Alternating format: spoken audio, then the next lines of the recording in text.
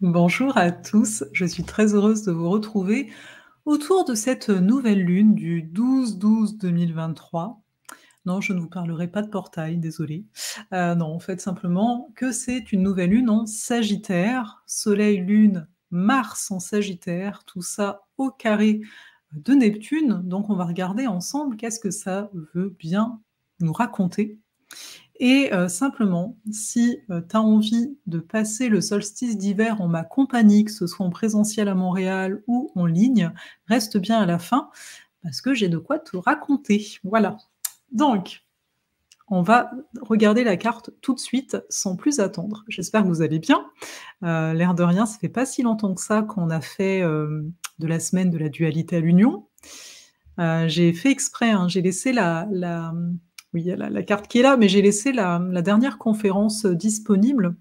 Donc elle va rester un peu plus longtemps que les autres, je pense, simplement parce que je parle des énergies 2024 et je me dis que ça peut être pertinent. Il faut juste aller dans l'onglet en direct. Voilà, parce que c'est pas dans l'onglet vidéo de la chaîne. Et puis aussi, n'hésitez pas à aller voir l'onglet communauté. J'ai pris l'habitude maintenant de vous partager de quoi à ce niveau-là. Bref, alors la carte, elle est apparue. Donc on voit, comme je vous l'ai dit, Soleil, Lune, Mars ici en Sagittaire. Au carré, c'est le trait rouge ici, à Neptune en Poisson. C'est un des aspects marquants. Mais donc, avant d'aller plus loin, avant de voir de quoi nous parle cette nouvelle lune, ce nouveau cycle, je vais vous lire le degré Sabian, le fameux degré Sabian. Donc ici, on a, donc c'est le 21e degré du Sagittaire, un enfant et un chien avec des lunettes sur le nez. Un enfant et un chien avec des lunettes sur le nez. Alors pour ceux qui connaissent un peu l'énergie sagittarienne, je trouve que c'est un petit peu farfelu, on va dire ça comme ça, que de découvrir ce degré-là. Alors, je trouve ça farfelu parce que le Sagittaire, il est plutôt connu pour avoir un aspect un petit peu sérieux. Et je trouve qu'à travers ce degré, on retrouve l'énergie des Gémeaux qui est en face. Pourquoi? Parce que là, on a donc un enfant. Pour moi, l'enfant me fait beaucoup penser à l'énergie Gémeaux. Bien sûr, ça pourrait faire penser à d'autres énergies, mais voilà. Et en même temps, cette notion d'imitation qu'on a. C'est le chien qui porte des lunettes. Donc ça l'humanise d'une certaine façon. Et en même temps, bon ça c'est vraiment mon imaginaire et puis n'en reste pas moins qu'on est dans cette période-ci de Noël, etc., qui s'en vient. Ça me fait un peu l'impression d'un petit sorcier, quoi, d'un petit magicien qui a son familier. Je ne sais pas si vous êtes familier justement à ce terme-là. Donc un familier, c'est comme un esprit qui protège, qui s'incarne dans un animal et qui protège la personne avec qui il est. Mais je trouve qu'on a ici une image, parce que ce degré Sabian, c'est une image, voilà, qui est très de l'ordre, j'ai presque envie de dire du fantasme, mais du fantasme ici qui nous ramène à notre enfant intérieur. Alors vous allez me dire, ouais, mais c'est pas le titre que tu as choisi pour cette vidéo. Le titre que j'ai choisi, c'est la blessure de l'imposteur.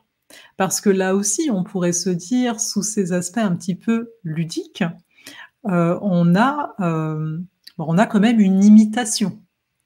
Donc une imitation, ça veut dire que c'est pas l'original, vous voyez? Et puis, je vous l'ai nommé, ce soleil et cette lune sont au carré de Neptune. Il y a un côté mensonger. En tout cas, on pourrait le voir comme ça. Et pour ceux qui ne savent pas, l'énergie sagittarienne, elle est très en reliance à l'énergie en termes de blessure de l'imposteur. Il y aurait d'autres choses qu'on pourrait mettre en relation, mais voilà, ça fait partie, entre autres, de l'archétype du Sagittaire. Donc cela étant dit, on va aller regarder un peu plus par rapport à ça, on va essayer de faire parler tout ça. Donc, je vais repartager comme il faut la carte. Voilà. Donc voilà, je parlais beaucoup du soleil-lune. Donc la nouvelle lune, à chaque fois, vous le savez, on dit que c'est un nouveau cycle. Soit dit au passage, pour les membres d'Astrosophal, le livret, le calendrier astrolunaire que vous recevez, il est vraiment basé sur les phases de la Lune et à chaque fois, je vous explicite qu'est-ce que dit cette semaine en particulier de nouvelle lune, puis du premier quartier de lune, et cetera. Mais donc, c'est un nouveau cycle qui dure à peu près 28 jours. Et c'est comme si déjà d'entrée de jeu, on nous disait 2 choses. On nous disait: «Est-ce que tu sais t'amuser? Est-ce que tu sais apporter de la légèreté? Est-ce que tu sais aller toucher à ton cœur d'enfant?» Alors vous allez peut-être me dire que c'est un petit peu facile parce qu'on est dans cette période de Noël et compagnie. Mais je trouve que non, ce n'est pas facile parce qu'on le sait, on en a conscience, on peut être, submergé par des peurs, on observe qu'est-ce qui se passe autour de nous, ça ne nous rassure pas forcément et c'est justement là, la force de l'énergie sagittarienne qui nous est comme proposée, c'est d'arriver à avoir la foi. C'est d'arriver à continuer à se faire plaisir, continuer à voir, là pour l'image, hein, comme un enfant voir son chien, comme vraiment un allié et en effet, ça va être le cas ici. Donc de peut-être percevoir autour de nous quels sont nos alliés. Quelles sont peut-être, les choses, les expériences, hein, énergie, Gémeaux, à l'opposé, quand on se refuse par peur de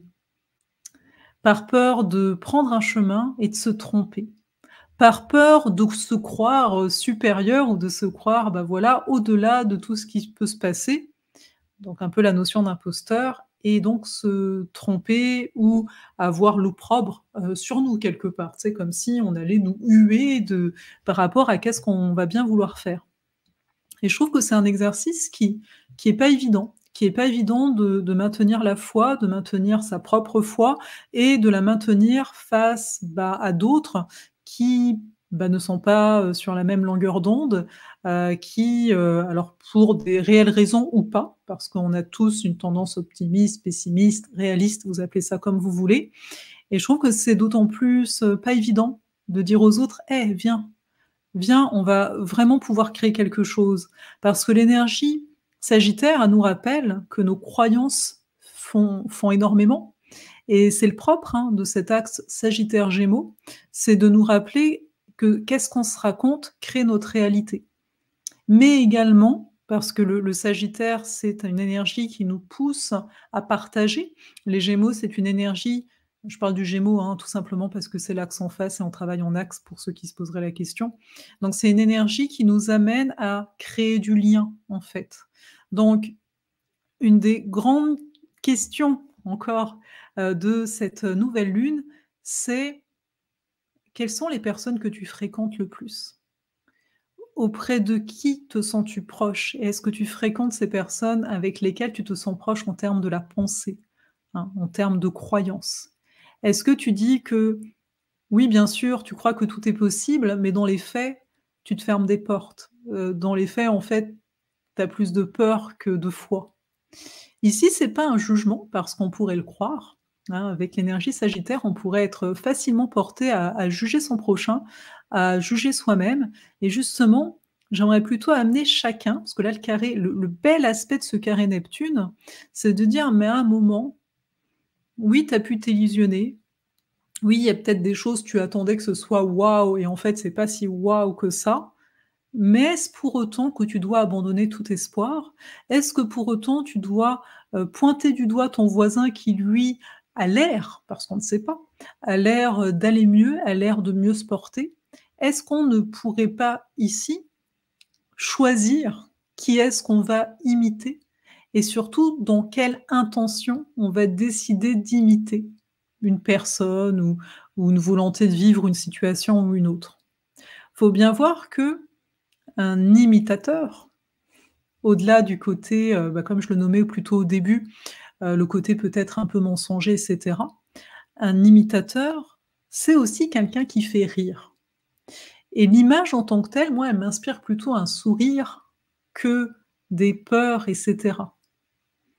C'est limite, ça se voit quoi que c'est un chien. Je veux dire, voilà, on n'est pas avec quelqu'un qui s'est vraiment déguisé et qui a de mauvaises intentions et donc c'est d'observer tout ça. C'est d'observer quel regard je porte sur le monde, parce qu'on porte des jugements, qu'on le veuille ou non, on est ainsi fait et quel type de regard je porte.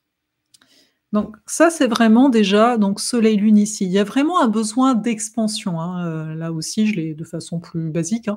Il y a vraiment un désir d'expansion, il y a un désir de croire fortement, il y a un désir de partage et là, en fait, vu que c'est carré Neptune, pour beaucoup peut-être c'est: «Ouais, mais je vois pas clair. Ouais, mais par où?»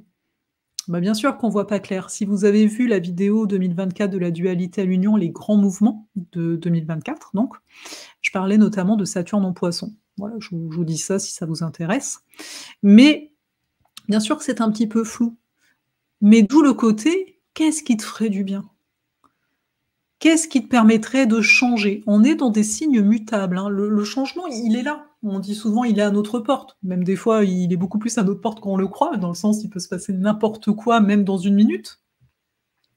Mais c'est vraiment ici de se dire: «Qu'est-ce que je peux faire pour ouvrir mes horizons? Pour m'expanser?» Et oui, ça peut, ce n'est pas une obligation, mais en règle générale, je trouve que ça fonctionne comme ça, par faire quelque chose de différent.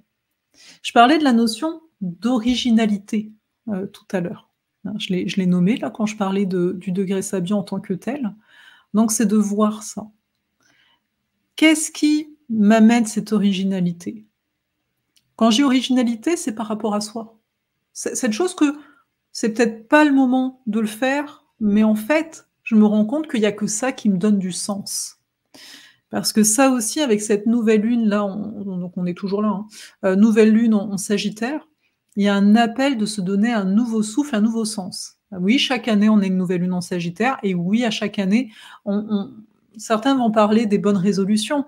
Dans l'énergie Sagittaire, on parle pas de résolution, hein, on est dans le signe mutable. On n'est pas oui, le Sagittaire, le symbole, on va commencer à viser, hein, à choisir des objectifs, mais il faut voir que le but de ça, c'est de se donner du sens et de comprendre, on est dans un signe mutable, que les objectifs peuvent changer aussi en cours de route. Notamment ici avec le carré de Neptune qui dit: «Mais déjà fais un pas après l'autre en fait. Tu es pas obligé de savoir ce qu'il en sera plus tard. Et oui, peut-être tu vas t'engager pour tant de temps, mais peut-être qu'il y a quelque chose qui va se passer et tu ne pourras pas honorer ton engagement. Mais est-ce que c'est mal?» Tu vois, l'imposteur. «Ouais, mais si je dis que j'y vais et que finalement non». Moi, il y a eu des affaires, hein, comme ça en termes, de formation, par exemple. Je vais avoir la foi, la passion, hein, c'est aussi ça le Sagittaire, la passion du début et sans devenir, justement parce que c'est comme si on avait la peur des fois de faire un truc puis un autre. Bon, peut-être pour certains, c'est leur réalité et dans ces cas-là, je respecte que voilà, vous avez peut-être travaillé, dans l'autre sens, mais à un moment, c'est de se dire: «Hey, j'ai de l'enthousiasme. Je ne me mets pas en danger». Ça, c'est important aussi quand même. «Je ne me mets pas en danger, j'ai de l'enthousiasme, je vais y aller et advienne que pourra». C'est le carré Neptune, advienne que pourra. On est quand même dans un monde en mutation, je pense que tout le monde le sait et à partir de là, bah, c'est de se donner la possibilité.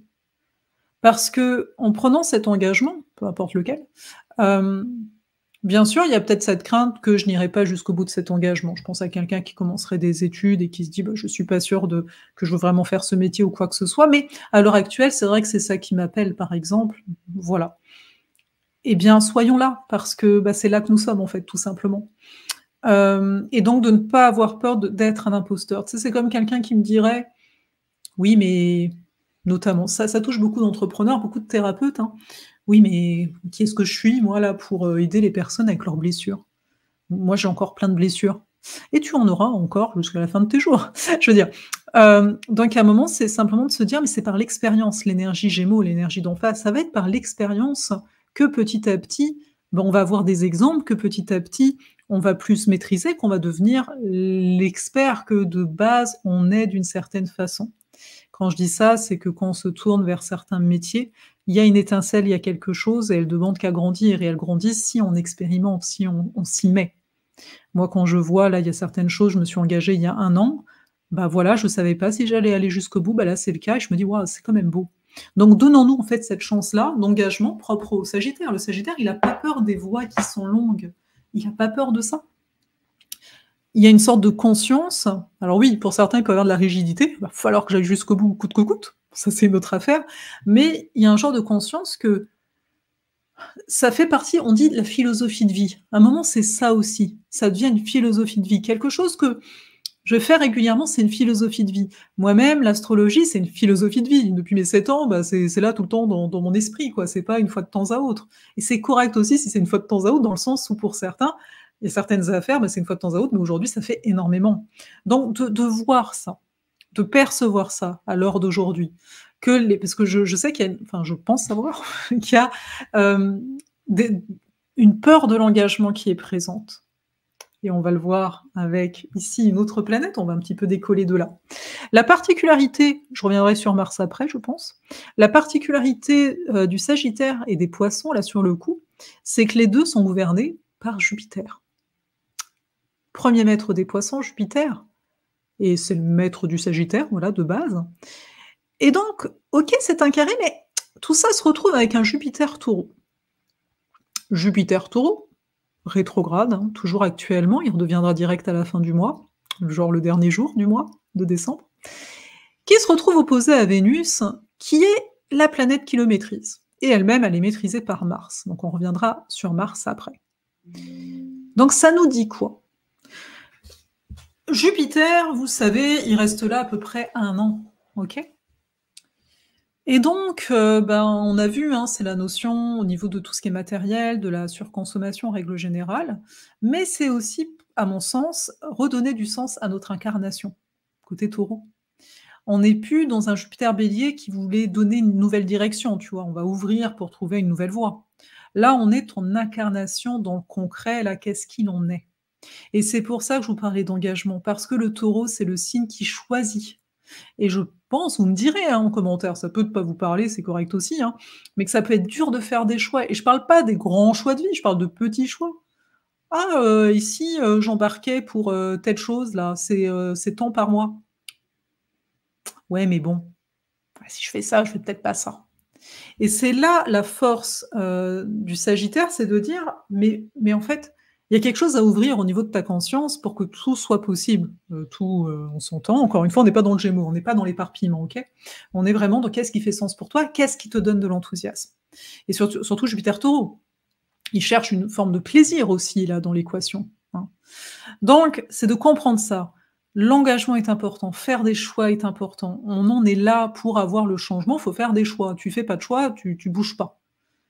Et oui, des fois, parce que je vous entends, oui, des fois, le choix, ça va être, bah, de rien faire. C'est-à-dire, bah, voilà, je vais pas acter parce que pour moi, ce choix-là de ne rien faire, c'est très difficile. Je vous parle en connaissance de cause. Voilà, mais c'est de comprendre qu'il y a des choix, donc des choix aussi intérieurs. Il y a des choix extérieurs, je m'engage, je fais ci ou je fais pas ça, je reste dans cette relation, je ne reste pas, je vais dire telle chose ou je ne vais pas le dire, mais il y a aussi tous ces choix intérieurs. OK, je sens que c'est inconfortable. Jupiter Taureau, il veut que ce soit confort, mais là, il est opposé Vénus en Scorpion. Je sens que c'est inconfortable, Vénus Scorpion. Je sens qu'il y a des choses que ah, je suis vraiment pas à l'aise et c'est des choses, ne nous jugeons pas encore une fois, qui, si on le décrit à notre voisin, il va dire: «Mais tu te prends la tête pour ça, Parce que lui, ça va pas le toucher. Pourquoi? Parce que l'axe Taureau-Scorpion, on l'a bien eu, hein, pendant l'automne, on sait que c'est des choses en lien à des traumas, c'est-à-dire à des choses que même nous, on n'arrive pas forcément à nous expliquer. On sent un inconfort et on a une réaction, si on s'observe là-dedans, il y a une réaction première. Moi, ma réaction première, s'il se passe de quoi inconfortable, je veux agir, je veux faire quelque chose. D'autres, ça va être la tétanie. D'autres, ça va être: «Oh, ça n'existe pas», c'est la fuite. C'est de voir tout ça et à un moment, c'est de se dire: «D'accord, mais là, tu te vois». Il y a une opposition, on se voit. Jupiter opposé Vénus, en Scorpion et en plus opposé Pallas, hein. Donc là, la Pallas, on s'en était parlé il y a 2 semaines, hein, déjà. La Pallas Athéna, ici, en Scorpion. En plus, là, conjoint Vénus, elle nous dit bien: «La stratégie, s'il en est, c'est de te regarder dans toute ta lucidité, de regarder les peurs et de les épouser». On a Vénus, de les épouser. Dans le sens, au lieu de résister, de dire: «Ah non, moi je suis pas comme ça. Ah non, ça, cette part-là de moi, non». C'est dire: «Non, non, mais c'est oui, ça fait partie de moi. Oui, peut-être bah, demain ça ira peut-être mieux et puis il revi cette part de moi, cette réaction-là va revenir, mais bon, bah, ça a l'air d'être là». Ça ne veut pas dire que ça va être là tout le temps. Attention, c'est pas ça qu'on dit. Mais ça veut juste dire à un moment, là, on est dans une phase de dire: «OK, je vois ça, je vois mes tétanies, je vois mes peurs» et Jupiter opposé Vénus, ça peut amplifier les peurs aussi. D'où encore plus de difficultés à se donner du sens, à prendre une voie et pourtant, notre système nerveux, hein, ça le stresse beaucoup quand on fait pas de choix, en fait. On a l'impression que c'est le choix qui nous stresse, mais le non-choix est un mécanisme. Parce que oui, le choix est stressant parce que ça ouvre une porte, donc il y a un inconnu. Mais c'est un mécanisme de rester entre 2 et ça prend beaucoup d'énergie, hein. L'axe Taureau-Scorpion nous parle toujours de la gestion de notre énergie. Donc là, tout ça pour dire quoi? Qu'il y a des choix à prendre, il y a des choix à faire et en même temps, il y a donner du sens à notre incarnation. Donc qu'est-ce qui va donner du sens? Et des fois, c'est des choses assez insigni ça peut être des choses, pas obligé, insignifiantes. Jupiter opposé Vénus, donc ça peut être aussi une volonté, parce que Jupiter, c'est aussi la volonté d'apprendre ou de partager, donc ça peut être une volonté de partager de façon, plus approfondie. Ça peut être aussi dans les relations ici qu'on on se sent d'ailleurs je parlais d'engagement, bon, on peut aussi avoir une possibilité soit certaines personnes vont avoir l'impression d'être moins proches, de leur conjoint, par exemple, soit à l'inverse, une sensation de plus grande intimité. Après, encore une fois, ça peut être au niveau si vous êtes dans des apprentissages ou ce genre de choses, au niveau du travail, il y a un engagement peut-être plus grand qui est demandé dans l'énergie ou au contraire, si c'est néfaste, Vénus, Pallas, en Scorpion, si c'est néfaste, au contraire, bah, apprendre ici à se détacher. Et donc, Vénus, elle est gouvernée par ce Mars qui est encore en Sagittaire. Donc, on l'a pas mal vu, c'est pour ça que j'insisterai peut-être pas forcément plus que ça dessus, mais il peut y avoir beaucoup de frustration, ou il y a pu avoir beaucoup de frustration là. Voilà, en même temps, je tourne ça assez tôt, hein, c'est le 12 et je tourne ça le 3. Donc, à voir d'ici cette nouvelle lune, vous pouvez être dans une phase bah, de frustration, vous aimeriez que ça bouge pas. Mais ça bouge pas peut-être, encore une fois, parce que c'est vous qui n'arrivez pas à faire un choix, hein, c'est pas forcément en raison de l'environnement extérieur. Donc un peu le conseil, si j'ose dire, c'est d'amener du mouvement dans votre corps, d'aller, marcher, d'aller prendre une marche, comme on dit au Québec en tant que tel, de faire circuler. Il y a de l'énergie, même si c'est utiliser cette énergie pour faire quelque chose, mais dans le sens, dans le mouvement du corps, mais dans les démarches. N'hésitez pas à entamer des démarches, ou à vous donner des objectifs en tant que tels pour diriger, cette énergie en fait, hein, parce que si elle stagne, ça fait pas du bien ici. Ensuite, on a quoi? Alors oui, une chose que je trouvais intéressante, bon, Mercure, il est en Capricorne depuis le 1er décembre, ça nous change un petit peu, hein, la dernière fois, il était encore en Sagittaire. Mercure, en Capricorne, il va un peu plus à l'essentiel. Donc il y a une volonté de finaliser moi j'aime voir le Capricorne comme je finalise certaines choses, surtout qu'il va rétrograder, hein, notre ami, Mercure, là, il est sur le point de rétrograder quoi, limite. Mais donc de profiter de finaliser des choses, des dossiers, de l'administratif, de prendre de la hauteur aussi par rapport aux situations. Quand je dis prendre de la hauteur, c'est aussi se donner les moyens, pour peut-être avoir je vous parlais au tout début d'avoir des alliés, des ressources en fait qui peuvent aider à avancer. Il y a vraiment une volonté dans cette carte de grandir à soi-même, d'acquérir une certaine maturité, hein, Mercure Capricorne ici et comme Mercure, on s'en parlera mais encore une fois, ceux qui sont dans sa Astrosophale là, juste pour info, hein, si vous vous inscrivez, vous avez le PDF dont je vous parle directement. Je vous parle de ce Mercure Capricorne et rétrograde. Vous allez avoir des informations là-dessus directement. Mais donc il va rétrograder dans cette zone-là et ce qui est intéressant, c'est qu'à mon sens, il y a vraiment cette notion de prise de hauteur, de revoir un petit peu sa vie, ses choix, où je m'en vais et encore une fois, notion d'engagement. Le Capricorne, il a pas peur, il prend ses responsabilités et c'est un signe de terre, il est assez dans le présent aussi. Donc il sort de l'émotionnel. Parce que le carré à Neptune peut amener beaucoup d'émotionnel. Je parlais de frustration, mais ça peut être aussi, ben, un spleen, vous savez, un entre-deux. C'est ça un petit peu la fuite et donc à nous de nous connecter aux autres énergies qui sont présentes, notamment en terre. Je sais que là, le Scorpion, ça peut jouer au niveau émotionnel aussi, pour avoir une meilleure image de où est-ce que je m'en vais et cetera. Donc ce Mercure, il est intéressant aussi parce qu'il gouverne Lilith et la Licorne. Donc les 2 lunes noires, elles sont toutes les 2 en Vierge, donc ça fait déjà un petit moment pour la Licorne et la Lilith, c'est un petit peu plus récent et ça veut dire quoi? Ça veut dire que c'est une croix mutable qui est activée à l'heure d'aujourd'hui. Donc ça accentue le fait qu'on est dans une période où les transformations peuvent être majeures, où elles peuvent aller beaucoup plus vite qu'à l'accoutumée. C'est sûr que ça va durer 9 mois, hein, la lune noire là, donc la croix en tant que telle, elle va durer longtemps, mais enfin 9 mois quoi. Mais là, ce qui est intéressant, c'est de voir que ça active. Il y a une activation du fait qu'il y a la nouvelle lune. Donc là, il y a une activation. Je parlais de la blessure de l'imposteur parce que ça, c'est quelque chose que beaucoup peuvent ressentir aujourd'hui. Aussi de se sentir un petit peu, obligé, pour certains, ça peut être: «Je me sens obligé de dire que tout va bien alors qu'en fait ça va pas». Le carré Neptune. Est-ce que je suis en train de m'illusionner? Enfin, dans le sens et illusionner tout le monde quelque part, donc c'est ça une forme de mensonge, on pourrait dire, de comportement ou quoi, et de dire, bah, peut-être, hein, qu'il y a besoin d'aller chercher une aide. Il y a besoin en tout cas d'avoir une clarification sur qu'est-ce qui se passe, ou pas pour soi, dans la vie. Donc de pas aussi hésiter à aller trouver du soutien par rapport à ça. C'est Saturne qui est face à Lilith. Donc le soutien ici va être important parce que manque de repères. Voilà. Par rapport à ça, ensuite on a Uranus, il est plutôt, j'ai envie de dire plutôt tranquille, hein, sur le coup. Bah oui, il fait quand même un quinconce au soleil-lune, hein. Donc ça accentue ce que je vous disais au niveau de donner du sens à notre incarnation. Il y a vraiment un changement qui s'opère au niveau du corps. On sait qu'au niveau du corps, ça met du temps, mais au niveau des prises de conscience à avoir. Donc si actuellement, si, parce que c'est pas le cas de tout le monde, hein, on s'entend, vous vous sentez un petit peu perdu ou quoi que ce soit, bah, dites-vous que c'est une nécessité pour se donner du nouveau sens. On est dans une nouvelle lune. C'est souvent des périodes où on voit peut-être un petit peu moins clair. Croyez en vos projets, les projets qui sont là, les projets qui sont en latence.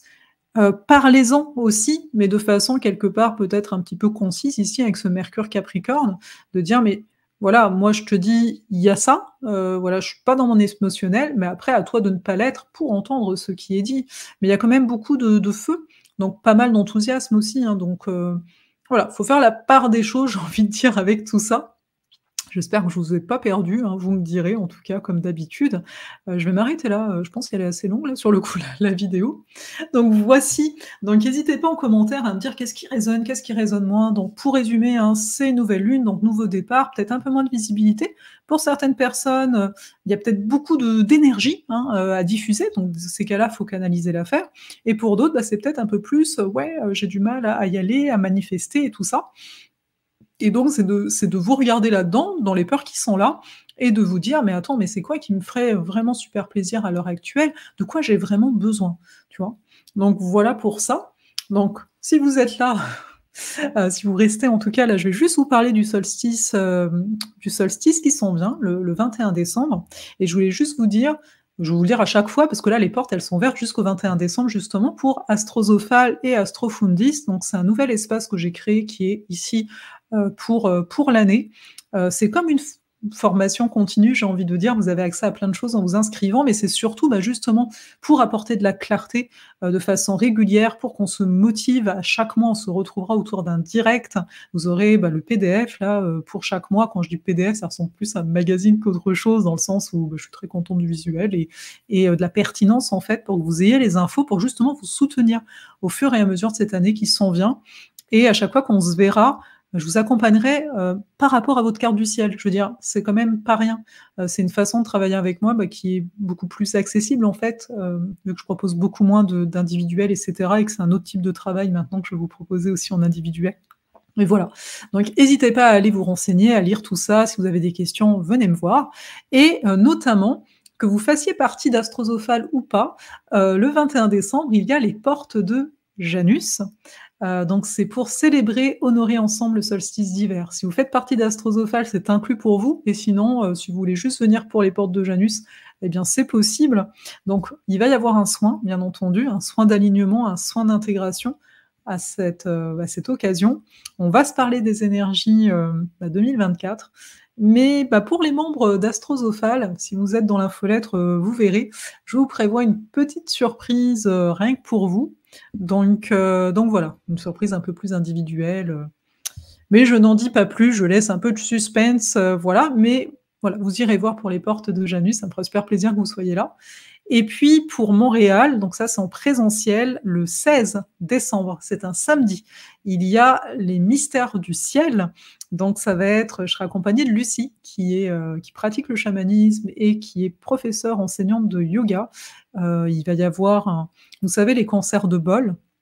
On va même chanter, oui, oui, des chants, on va dire, inspirés et donc à cette occasion aussi, hein, bah, c'est pour, partager autour, bah, d'un voyage chamanique, autour du lotus bleu, hein. On va parler un peu, de la tradition égyptienne par rapport au lotus bleu, je ne sais pas si vous connaissez? Et je vais vous parler donc, de cette année 2024, tout en vous amenant en méditation en compagnie de Lucie. Je vous laisserai le descriptif aussi. Ça me ferait super plaisir qu'on puisse se rencontrer ici au Québec parce que, bah, il y a pas forcément beaucoup d'occasions et voilà pour ça. Voilà, j'ai essayé de pas faire trop long sur toutes ces affaires-là, donc j'espère vous voir, tout prochainement, que ce soit dans Astrosophale, aux portes de Janus, ou bien en présentiel à Montréal et je vais vous souhaiter, bah, une excellente nouvelle lune. Prenez soin de vous comme d'habitude.